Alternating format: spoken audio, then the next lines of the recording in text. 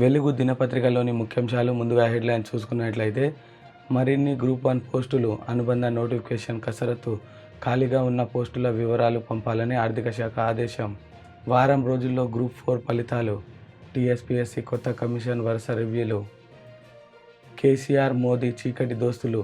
విభజన హామీలపై ఈయన అడగలే ఆయన ఇయ్యలే. సీఎం రేవంత్ కేంద్రంలో కాంగ్రెస్ వస్తేనే హామీలు అమలవుతాయి. మాకు నితీష్ అక్కర్లేదు. మోదీకి భయపడి బీహార్ సీఎం నితీష్ కుమార్ యూటర్న్. ఇవాళ ఈడీ ముందుకు సోరెన్. ఎమ్మెల్సీల నియామకాలపై status quo. వచ్చే నెల 8 వరకు హైకోర్టు మధ్యంతర ఉత్తర్వులు. ఇచ్చేది తెచ్చేది మేమే. కేసీఆర్ కేటీఆర్ కూడా నన్ను కలవచ్చు. ఎందుకు కేసు పెట్టలేదు? ఆయన భార్య పేరు మీద ధరణిలో 25 ఎకరాలున్నాయి. రఘునందన్ రావు. గత సర్కార్ నిర్ణయాలపై ప్రభుత్వం సమీక్ష. అప్పటి కేబినెట్ సమావేశాల్లో తీసుకున్న డెసిషన్స్పై ఆరా. నిజాం షుగర్స్పై కదలిక. చక్కెర ఫ్యాక్టరీల రీఓపెన్ దిశగా రాష్ట్ర సర్కార్ చర్యలు. ప్రపంచ అవినీతి ఇండెక్స్లో ఇండియాకు 93వ ర్యాంక్. గత ఏడాదితో పోలిస్తే 8 స్థానాల కిందకు. డబుల్ ఇండ్లు ఇప్పిస్తామని ఒక్క ఊర్లో 2 కోట్లు వసూలు. 100 మంది నుంచి కమిషన్లు తీసుకున్న లీడర్లు. దళిత బంధు ఇప్పిస్తానని 6 లక్షల కమిషన్. మరిన్ని గ్రూప్ 1 పోస్టులు అనుబంధ నోటిఫికేషన్కు కసరత్తు ఖాళీగా ఉన్న పోస్టుల వివరాలు పంపాలని ఆర్థిక శాఖ ఆదేశం. వారం రోజుల్లో గ్రూప్ 4 ఫలితాలు. టీఎస్పీఎస్సీ కొత్త కమిషన్ వరుస రివ్యూలు. ఆగిన రిక్రూట్మెంట్ ప్రక్రియల్లో కదలిక. కేసీఆర్ మోదీ చీకటి దోస్తులు. విభజన హామీలపై ఈయన అడగలే ఆయన ఇయ్యలే. సీఎం రేవంత్ కేంద్రంలో కాంగ్రెస్ వస్తేనే హామీలు అమలైతాయి. బీఆర్ఎస్ లో ప్రజలు బొందబెట్టిండ్రు. ఇక దించాల్సింది మోదీనే. కేసీఆర్ రాష్ట్రాన్ని 7 లక్షల కోట్ల అప్పుల్లో ముంచితే మోదీ 100 లక్షల కోట్ల అప్పులతో దేశాన్ని దివాలా తీయించిండు. బిల్లా రంగాలు బీజేపీని పల్లెతో మాట అంటలేరు. కోదండరాంను ఎమ్మెల్సీ చేసి రాజకీయ కుట్రతో అడ్డుకుంటారా?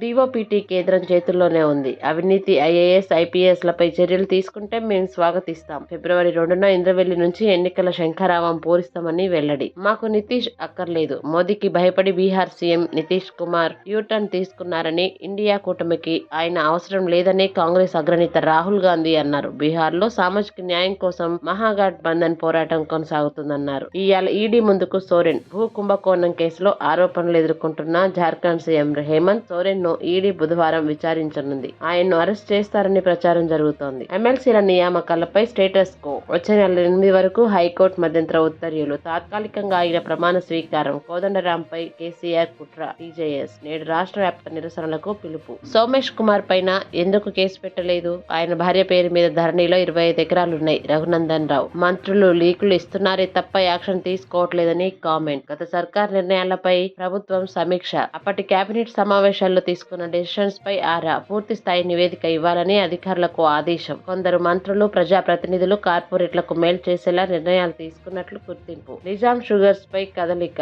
చక్కెర ఫ్యాక్టరీల రీఓపెన్ దిశగా రాష్ట్ర సర్కార్ చర్యలు. విధి విధానాల కోసం మంత్రి శ్రీధర్ బాబు సారథ్యంలో కమిటీ. 2-3 రోజుల్లో కార్యాచరణ షురు. ప్రపంచ అవినీతి ఇండెక్స్ లో ఇండియాకు 93వ ర్యాంక్. గత ఏడాదితో పోలిస్తే 8 స్థానాలు కిందకు. 76వ స్థానంలో చైనా, 133వ స్థానంలో పాక్. తక్కువ అవినీతి ఉన్న దేశంగా డెన్మార్క్ మొదటి ర్యాంక్. అత్యంత అవినీతిమయమైన దేశంగా సోమాలియాకు లాస్ట్ ర్యాంక్. డబుల్ ఇండ్లు ఇప్పిస్తామని ఒక్క ఊర్లోనే 2 కోట్ల వసూలు. 100 మంది నుంచి కమిషన్లు తీసుకున్న లీడర్లు. ఒక్కొక్కరి నుంచి 1,70,000 నుంచి 3 లక్షల వరకు వసూలు. ఓ బాధితురాలి ఫిర్యాదుతో బీఆర్ఎస్ నేతపై చీటింగ్ కేసు. మహబూబాబాద్ జిల్లా చినగూడూరులో వెలుగులోకి. దళిత బంధు ఇప్పిస్తానని 6 లక్షల కమిషన్. డబ్బులు వాపసు ఇవ్వాలని సర్పంచ్ ఇంటి ముందు బాధితుల ధర్నా. సిద్దిపేట జిల్లా ధూల్మిట్ట మండలం తోర్నాలలో ఘటన.